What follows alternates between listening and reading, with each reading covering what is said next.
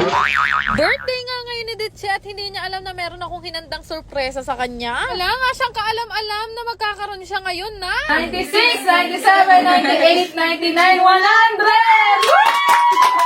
Happy birthday!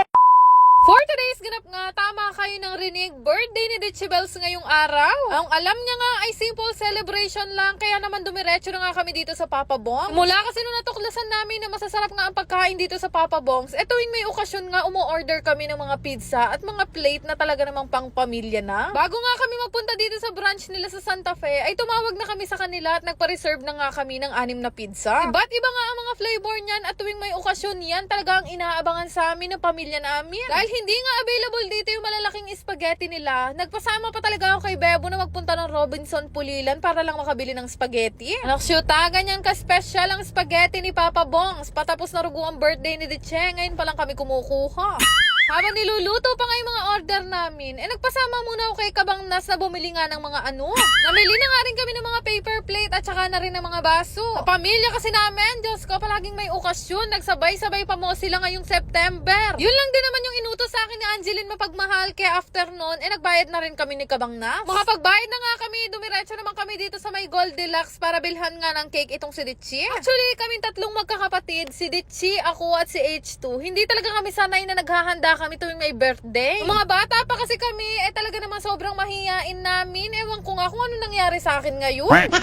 Maka-order na at matapos na nga rin itong cake, kinuha na rin namin yung order namin sa Papa Bongs at kami nga ay dumiretso na ng Montero Pulipay. Wala naman na kami iba pang dadaanan, kaya naman ang diretso naming biyahe, papunta na ng Bugay Farm. Pagdating nga namin dito, halos kompleto na pala ang pamilya na parang may reunion na naman. Pakarami nga niluto nitong si nanay at hanggang ngayon hindi pa rugo siya tapos magluto. Kahit simple nga lang ang mga handa nitong si Ditche, iba-iba naman at napakarami. Ito kasing si Ditche, sobrang introvert niyan at napaka-opposite nga sa pagkatao ko. Kaya naman halos puro kami lang pamilya ang nandito at wala namang ibang mga kaibigan na pupunta. Naluto naman na yung iba pang mga handa, inayos ko na nga to isa-isa na makapagsimula na nga kaming kumain. At alam nyo ba, simula nga nung nagawa itong Bugay Farm, excited ako palagi tuwing merong magbe-birthday dito sa amin. Ibig kasing sabihin nun, kompleto na naman ang pamilya. Ito naman na lahat ng handa ni Ditche, pwede na rin kayong kumuha. Nagpaluto nga kami ng lumpiang Shanghai, spaghetti at carbonara ng Papa Bongs at syempre meron din kaming chicken joy. Hindi naman pwedeng mawala ang pizza dahil yan ang binili namin kanina. Abay, kakaiba nga maghanda itong si Ditche. Tingnan nyo naman rugo, meron dinuguan. Yan kasi ang request niya at yan ang paborito niyang ulamin. Numaayos na nga lahat ng handa dito sa lamesa.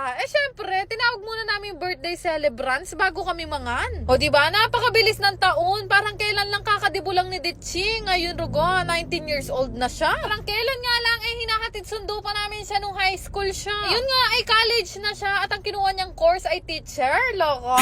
Kaya naman sabay-sabay nating batiin si Ditche ng happy birthday. Sabi ko nga sa inyo guys, simula nung bata kami, hindi talaga kami nasanay na pinagba-birthday kami taon-taon. Kaya lang nung nagka-edad na kami, na-realize namin na kailangan pala pinagse-celebrate natin ang birthday. Pero alam nyo ba, meron akong gustong i-share sa inyo. Ay nuko, tandang-tanda ko yan. 7 years old ako. Sabi ng nanay ko, pag may birthday daw mo niya ako na kasi mag-gown nga ako. O de ako, kaburi ko naman mo, nag-gown ako at ang handa ko nun palitaw at sopas. Ang hiling ko kasi sa kanila nun, gusto ko nga merong clown para yung mga kaibigan ko, maging masaya sa birthday ko. O tanak shoota, may scam ko kang Angeline mapagmahal, bengin na walang dumating na clown.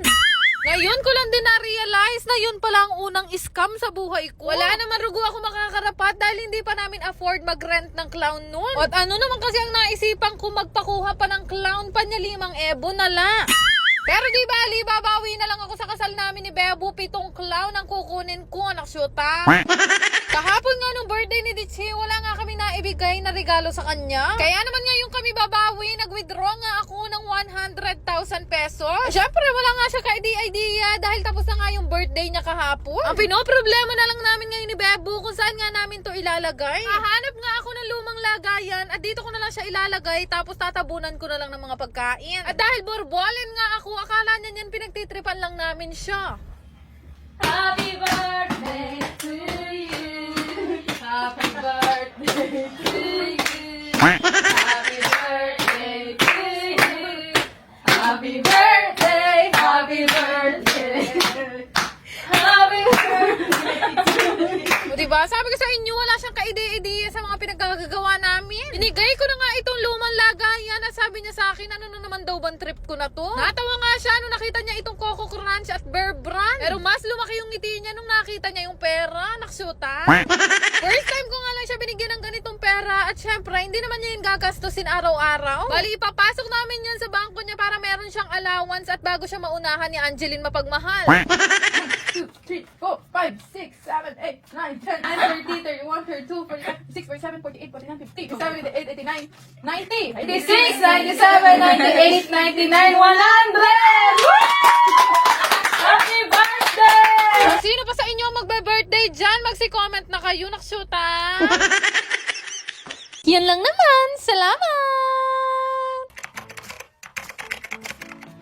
5,575! Galing! Jit na magaling talaga itong bagong nilalaro ko. Ito nga yung PH Mind. Madali lang mag-register dito. Gamitin nyo lang yung link na ilalagay ko sa comment section. Marami nga kayo laro na pwede nyo pagpilian dito. May mga slots game at meron pang mga color game at napakarami pang iba. Kadalasan ko nga nilalaro dito itong Super 8. Pinipindot-pindot ko lang siya guys na ganyan at hindi ko na rin namamalayan na nananalo na pala ako ng malaki. Pero syempre ito yung libangan ko lamang at ginagawa ko lang o nilalaro ko lang kapag wala akong mapaglibangan. Kagaya nga nito, nananalo ako ng maliit tapos biglang puputok ng 1,000.